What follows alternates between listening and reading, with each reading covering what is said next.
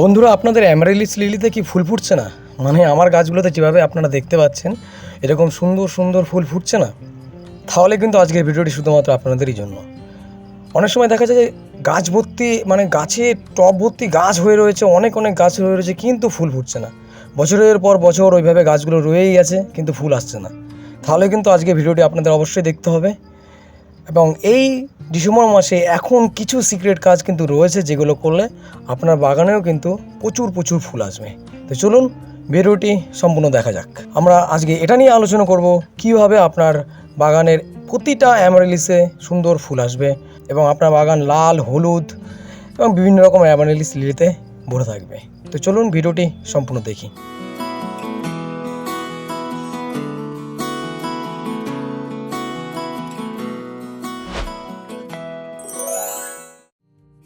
তো বন্ধুরা, অ্যামারেলিস লিলিতে কিন্তু ফুল ফোটার সময় হচ্ছে ফেব্রুয়ারি মাসের শেষের থেকে মার্চের মাঝামাঝি সময় পর্যন্ত।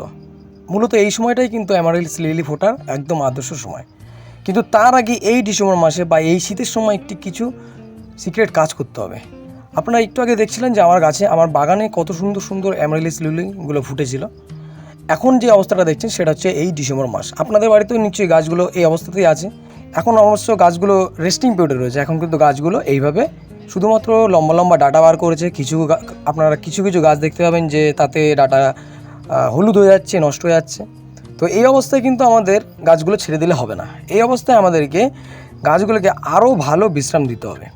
এর জন্য আমাদের কী করতে হবে?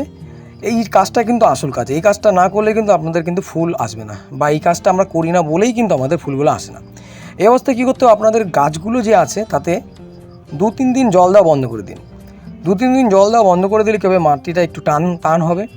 তাতে কী উপকার হবে সেটা আমি একটু পরে বলছি। তার আগে আপনি কাজ করুন, এই গাছটাকে পুরো মাটি থেকে তুলে ফেলুন। মাটি থেকে তোলার আগে আপনারা এর প্রতিটা ডাঁটা বা পাতাগুলো একদম গোড়া পর্যন্ত কেটে দিন। মানে কন্দটায় যেন আঘাত না লাগে, তার উপরে মোটামুটি 1 ইঞ্চি বা হাফ ইঞ্চি রেখে সব পাতাগুলো ছেটে ফেলুন। দেখুন, আমার সঙ্গে কিন্তু কাজ করছে। আমাদের বাড়ি একটি পুচকে আছে, ও সবসময় আমার সঙ্গে থাকে। আপনারা কিছু কিছু ভিডিওতে ওকে দেখেছেন। তো ও কিন্তু আমাকে এই কাজগুলোতে সাহায্য করছে। তো এইভাবে আপনারা প্রথমে এর পাতাগুলো সব কেটে ফেলুন। পাতাগুলো কেটে ফেলার পর একটা কাজ করুন, সেটা হলে ওই যে মাটিটা আমরা জল দিতে বারণ করেছিলাম, জল না দিলে কি হবে? মাটিটা সুন্দর একটু টাইট মতন হয়ে যাবে। তাতে কী হবে? টপ থেকে সুন্দর বেরিয়ে আসবে। আমার মাটিতে জল দেওয়া হয়ে গেছিলো। আমি বাড়িতে খুব একটা থাকি না আগের দিন, তাই আমার বাবা জল দিয়ে দিয়েছিল। তো একটুখানি বার করতে অসুবিধা হচ্ছে। তো 2-3 দিন জল না দিলে কিন্তু সুন্দর কিন্তু টপ থেকে মাটিটা সহ গাছটা বেরিয়ে আসবে।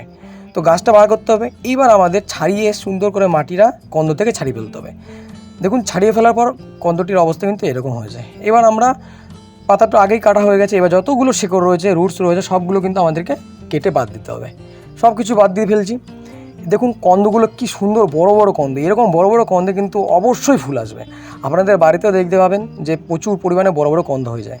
এইবার কন্দগুলো কিন্তু বসানোর সময় আপনারা মোটামুটি একটি টবে বা একটি টবে, বড় টব হলে 2টি, বা ছোটো ছোটো টব হলে কিন্তু একটি কন্দ বসান। তাহলে কিন্তু কন্দগুলো বড় বড় হবে এবং ফুল আসার টেন্ডেন্সি কিন্তু পরবর্তীতে ভালো হবে। এখন আমাদের কী করতে হবে? এই কন্দগুলো পরিষ্কার করে ফেলতে হবে। আপনারা জল দিয়ে ধুয়ে ফেলতে পারেন। যত রকম পচা অংশ আছে সব বাদ দিতে হবে, যত শিকড় আছে, যত পাতা আছে সব বাদ দিতে হবে। এই যে মাটি দেখুন ঝাড়িয়ে ফেলেছি, কত বড় একটি সুন্দর কন্দ। এই কন্দগুলোতে কিন্তু অবশ্যই অবশ্যই ফুল আসবে পরবর্তী ফেব্রুয়ারি মার্চ মাসে। তো এখন আমাদের কী করতে হবে? এই কন্দগুলো এইভাবে কিন্তু সমস্ত কন্দগুলো কালেক্ট করতে হবে। দেখুন, আমার কিন্তু প্রচুর গাছ রয়েছে। আমি আলাদা আলাদা টবে দিয়েছি, তাতে কিন্তু ফুল আরও ভালো হয়, কন্দ অনেক ভালো হেলদি হয়। একটা ছোট্ট জায়গার মধ্যে অনেকগুলো কন্দ লাগিয়ে ফেলে কন্দও বাড়তে পারে না, এছাড়া তারা ফুলও কিন্তু সেরকমভাবে দিতে পারে না। তো সেপারেট করে লাগালে বা অতিরিক্ত জায়গা দিয়ে কিন্তু কন্দগুলো লাগালে কিন্তু কন্দ এরকম বড় বড় হয়, ফুল খুব ভালো হয়। এই সমস্ত বড় কন্দে কিন্তু 2 থেকে 3 বার কিন্তু ফুল আসে। ছোটো কন্দে 1 বার ফুল আসে, বড় কন্দে কিন্তু 2-3 বার ফুল আসে পরপর। তো এইভাবে আমাদের কন্দগুলো ছাড়িয়ে ফেলতে হবে।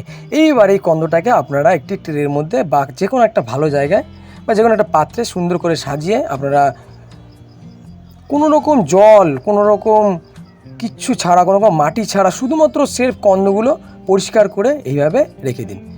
যেখানে জল পাবে না, আলো পাবে না, বাতাস পাবে না, কিচ্ছু পাবে না। বাতাস পাক, আলো এবং জল যেন না পায়, অন্ধকার জায়গায় আপনারা বাগানের এক কোনায় গাছের তলায় রাখতে পারেন, বা আপনারা ঘরের ভেতর, ঘরের মেঝেতে কোনো সাইডে কোনায় ফেলে রাখতে পারেন, এভাবে রেখে দিন। এইভাবে কিন্তু এই ডিসেম্বর মাসে অবশ্যই এই কাজটাই করতে হবে, এটাই সিক্রেট।